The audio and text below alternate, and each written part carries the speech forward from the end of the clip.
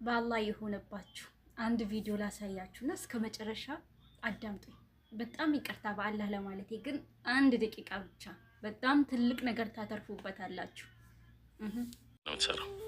በቃ ምንም አልሰራም። እግሬን እያመመኝ ስለሆነ አሁን አቋርጬዋለሁ። እግሬ በጣም እየከበደኝ ነው። ምንድን ነው የእግር ችግር? በቃ ይሄ ኦፕሬሽን መሆን አለበት። ይሄ በጣም አብጧል። ይሄ እግሬ ማለት ነው። ሳስተኛው እንደዚህ ትንፍስ ይላል። ውጭ ሀገር ራሱ ቀዶ ሕክምና ይደረግ ምናምን ብለው ነበር። አቅምም የለኝም እዛ ድረስ። እኔም ራሱ የታከምከው ከዚህ ልጅ ምን ተማራችሁ? እኔ ብዙ ነገርን ተምሬያለሁ። ሐቂቃ እኔ ታሪኮችን ብዬ ዩቲዩብ ገብቼ የማይ ሰው አይደለሁም፣ ግን በጣም ተመስጬ ያየሁት ልጅ ነውና ከተማርኩት ነገር ውስጥ አንድና ትልቁ ነገር ስለ አፍያ የአፍያ ኒዕማ የሚያውቀው ያንን ኒዕማ ያጣ ሰው ብቻ ነው። ሁለተኛ የተማርኩት ነገር ቢኖር የዚህ ልጅ ትግስቱ፣ ሰብሩ፣ ከዛ በመቀጠል ደግሞ በአላህ ሱብሓነሁ ወተዓላ ላይ ያለው ተወኩልነት ወላሂ የሆነ የሚጋባ አይነት ስሜት ነው።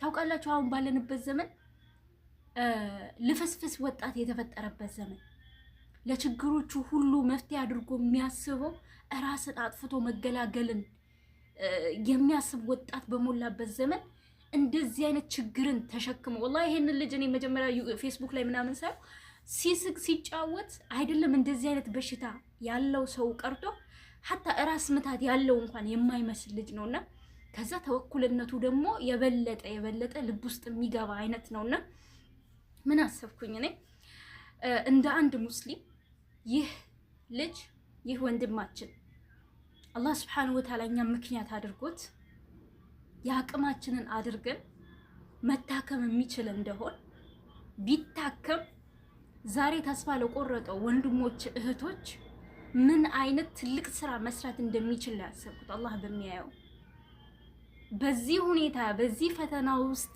እየኖረ እንደዚህ ለሰብር እንደዚህ ተምሳሌት መሆን የቻለ ልጅ ቢታከምና ሰርቶ መብላት ቢችል ገብቶ መውጣት ቢችል ደግሞ ሞር የተሻለ ትልቅ ነገር መስራት የሚችል ወንድም ነው ብዬ ነው ማስበው። እኔ ሐቂቀተን ባይዘው እኔ ትንሽ ራስ መታት እንኳን ሲይዘን እንዴት እንደምናማረር እንዴት በአንዴ ተስፋ እንደምንቆርጥ ምናምን ሁላችንም ጋር ያለው ነገር ስለሆነ ሁላችንም እናውቀዋለን፣ ሁላችንም እንረዳዋለንና እኔ ወላሂ አላውቅም።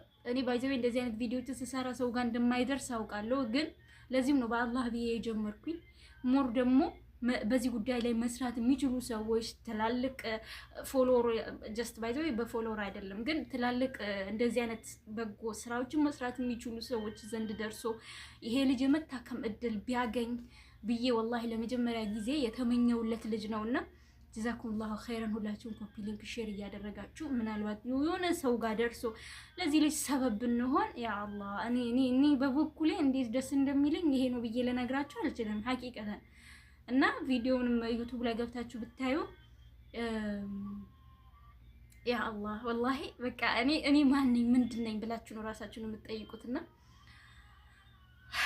በጣም የሚያስተምር ልጅ ነው ወላሂ።